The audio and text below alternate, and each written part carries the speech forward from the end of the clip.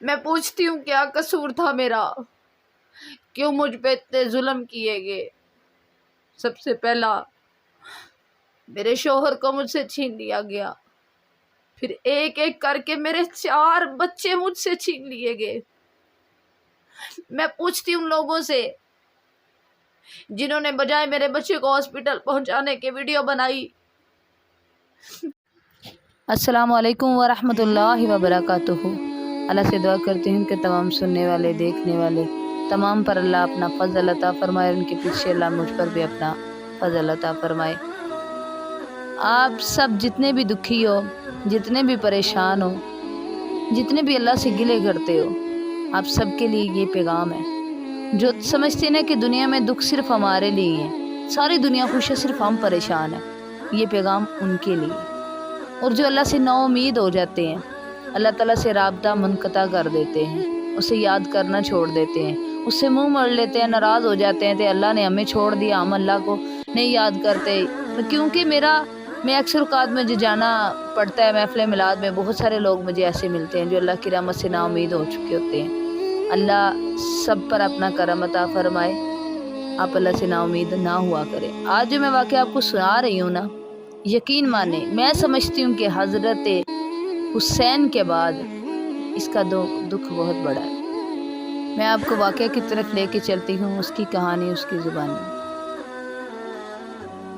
میں ایک بیوہ عورت تھی، میرے چھوٹے چھوٹے بچے تھے۔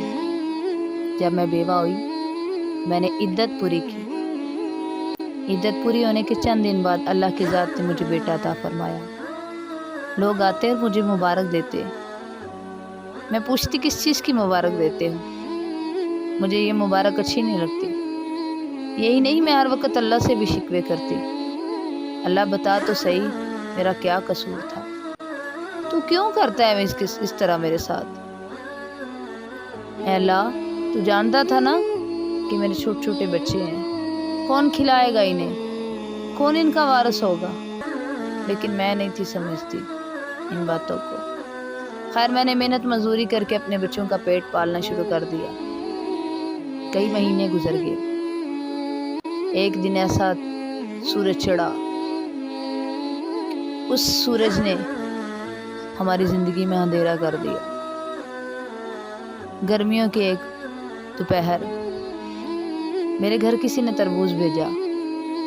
میں نے اپنے بڑے بیٹے سے کہا یہ اٹھاؤ اور اندر رکھا ہو، جب دوپہر ہوگی میں فصلوں میں جاؤں گی تو آپ دونوں مل کے کھا لینا۔ جاتے ہوئے میں نے ان دونوں کو سمجھایا کہ بیٹا لڑنا نہیں، کیونکہ وہ دونوں بہت زیادہ لڑتے تھے۔ یہ کہتے ہوئے میں گھر سے باہر نکل گئی، اپنے دونوں چھوٹے بچوں کو ساتھ لیا، ایک بیٹی اور ایک بیٹا، کیونکہ میں نے ادھر جہاں کام کرتی تھی وہاں ایک درخت کے نیچے چارپائی بچھائی تھی، ان دونوں کو وہاں پہ لٹا دیتی۔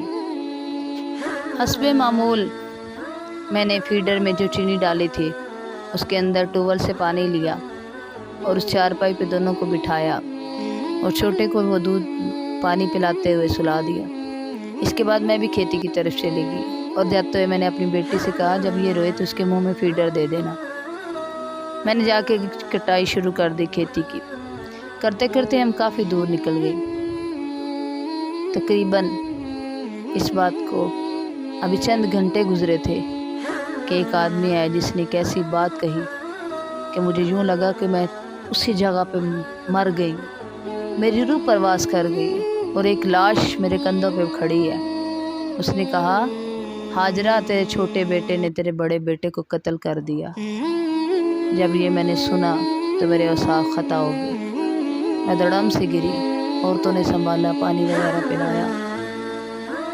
میں ان کے ساتھ وہاں سے بھاگی، مجھے کوئی پتہ نہیں کہ میرا جوتا کہاں ہے، میرا دوپٹہ کہاں ہے۔ جب بھاگتے دوڑتے میں گھر پر پہنچی تو کیا دیکھا، میرا بیٹا خون میں لت پت پڑا تھا، لیکن سانسیں اس کی کٹ چکی تھی، اس کی روح پرواز ہو چکی تھی۔ شاید وہ بھی اپنے باپ سے اداس ہو گیا تھا، اسی لیے جلدی مجھے چھوڑ کے چلا گیا۔